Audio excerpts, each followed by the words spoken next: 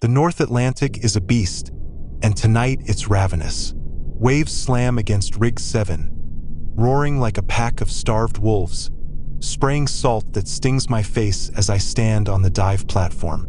I'm Jack Ramsey, 35, a commercial diver who's spent a decade wrestling the ocean's depths. But tonight, something's off. The air feels too thick, the sea too restless, like it's holding its breath. My helmet's comms hum with faint static, not the usual crackle of equipment. It's alive, like whispers from somewhere deep. "Ramsey, you good?" Maria Torres' voice cuts through, sharp and steady. She's the rig's foreman, early 40s, with eyes that could drill through steel. From the control booth above, her silhouette looms against the flickering lights. "Yeah, just pre-dive nerves." I lie, adjusting my dry suit. My hands tremble, not from the cold, but from a ghost. Tommy, my dive partner 3 years ago. He got tangled in a cable 800 meters down. I cut him free, but too late. The ocean swallowed him, and I've carried that anchor ever since. "Check your gear twice. Storm's coming," Maria says. "We need those welds on the support struts done tonight." I nod, though she can't see, and clip my umbilical to the dive bell, my lifeline of air and comms. The bell lowers me into the black, the rig's lights fading like dying stars. At 1,000 meters, the abyssal zone is another world. No light, no warmth, just pressure that could crush my bones or my soul. My floodlights carve a weak cone through the dark, catching sediment clouds and the rig's rusted, barnacle-crusted struts. The welds are routine, but the silence isn't. The ocean usually hums, currents, clicks of unseen creatures, but tonight, it's a void, heavy and watchful. My torch sparks, blue flame dancing in the gloom. Then my floodlights flicker. I tap the casing, my gloved hand sluggish in the cold. Control, lights are glitchy. Copy Ramsey. Probably a loose connection. Finish the weld and surface. Maria replies, her voice tinny through static that I keep working, but the flicker hits again, stronger. My beam sweeps down and I freeze. Beyond the struts, there's something massive sprawling across the seabed. It's not metal, not rock. It pulses, faint and sickly green, like a tumor glowing in the dark. My breath catches, heart pounding against my ribs. The thing shifts, its edges blurry, like ink bleeding in water. Tendrils or veins writhe inside it, slow and deliberate. Maria, you seeing this? I angle my helmet cam toward it. The comms hiss, then scream with static, sharp enough to stab my ears. Through the noise comes a sound, low guttural chanting, in no language I know. It's not just in my helmet. It's in my head, clawing at my skull. The pressure builds, not from the water, but something else. Something ancient, immense, crushing my mind like a fist around an egg. My vision blurs, the thing's glow pulsing with my heartbeat. I kick upward, panic choking me, my umbilical tugging like a noose. The dive bell hauls me up, and I rip off my helmet, gasping. The crew stares. Maria, Eli Carter, a wiry deckhand with a head full of ghost stories, and Dr. Lena Hayes, the rig's medic, her brow creased with worry. What the hell happened? Maria demands. I saw something. I rasp, throat raw, big, pulsing, not natural. Maria crosses her arms. Nitrogen narcosis. You were deep, low on O2. It messes with your head. It wasn't narcosis. I snap, though doubt creeps in. I've seen narcosis. Tommy's slurred panic, his wild eyes. This was different. Check the footage. We cram into the control room, the air thick with diesel and sweat. The dive cam footage plays on a grainy monitor. Struts, darkness, then static where the thing should be. A flash of green light, then nothing. Maria shakes her head. Faulticam. You're exhausted, Jack. Eli, leaning against the wall, speaks low. My grandpa fished here. Said there's things down there, old things. Sleepers, he called them. You don't wake him. Maria rolls her eyes. Not helping, Carter. But my skin crawls. I feel it still. A thrum, like a heartbeat in my bones. That night, sleep won't come. The rig groans under the storm, metal creaking like it's dying. In my bunk, I stare at the ceiling, the thrum growing louder. Not mine, but something else's. I close my eyes, and the darkness isn't empty. It moves, glows, watches. Tendrils coil in my mind, and the chanting returns, heavy with intent I can't grasp. I wake, drenched, my nose bleeding, the copper tastes sharp on my tongue. Morning offers no relief. The rig's lights flicker, and the comm spits static, even topside. A welder, Pete, swears he heard chanting over his headset during a repair. Maria calls it interference, but her eyes betray her unease. Lena pulls me aside, her stethoscope cold against my chest. Your vitals are a mess, she says, frowning.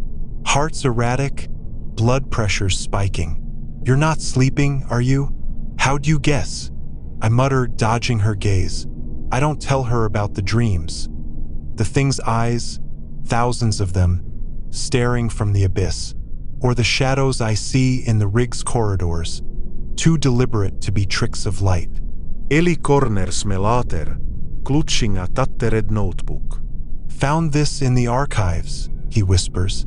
Old logs from the 70s. Divers went missing here, same spot. Reported lights, sounds like you heard. I scan the pages, yellowed and smudged. Entries describe unnatural formations and vocalizations before the divers vanished. One note, scrawled in shaky ink, reads, "It sees me. It knows my name." My stomach twists. Why is this buried?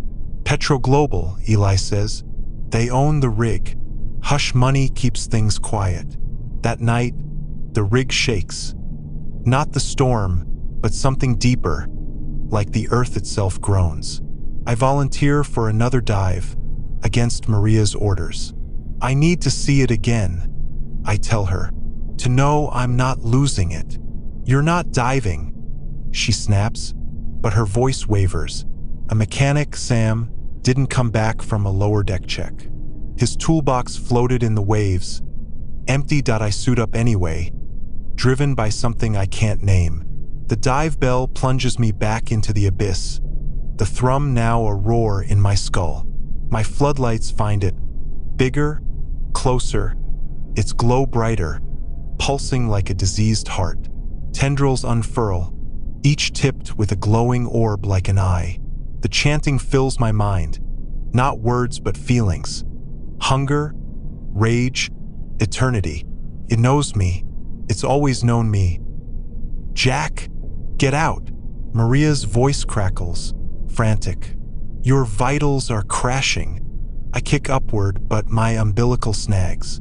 A tendril wraps it, not cutting but holding, like a lover's grip. I slash with my dive knife, the blade sinking into something soft, too soft, like flesh. A scream tears through the water, and the pressure in my head spikes, blood trickling from my ears. I break free, the bell yanking me up. The rig's in chaos. Lights are out, the generator dead. Maria shouts orders, but the crew's unraveling. Some weep, others stare blankly. Lena draws my blood, her hands shaking. There's something in it, she whispers, showing me a sample under a microscope. Tiny bioluminescent particles pulse, mirroring the thing's glow. It's in me, I say, my voice hollow. I feel it, not just in my bones but my veins, coiling inside. The rig shudders, metal screeching as if torn apart. Eli grabs me, wild-eyed. It's awake. You woke it, Jack. Maria rallies us for evacuation, but the storm's grounded the choppers. Lifeboats are our only shot, but the rig tilts, a strut collapsing below. I see it in my mind, tendrils wrapping the rig's legs, pulling it down like a child crushing a toy. We have to destroy it, I say, my voice steady despite the terror. I grab explosives from the demolition kit meant for controlled blasts. Maria tries to stop me, but her eyes say she knows I'm right. Point one last dive. The bell's damaged, so I go free, just my tank and a prayer. The abyss swallows me. The things glow a beacon.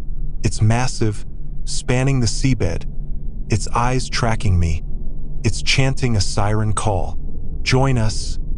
It whispers, not in words but my soul. You are ours. I plant the explosives, my hands steady despite the blood clouding my mask. Tendrils brush my suit, cold as death.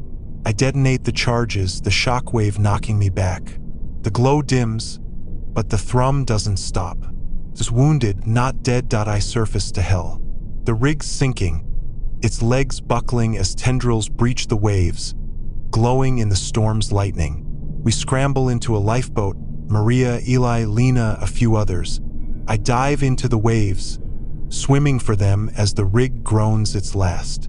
They haul me aboard, the boat rocking in the churning sea. Miles out, the storm calms, but the thrum stays, a pulse in my chest. I look back, and in the waves I see it.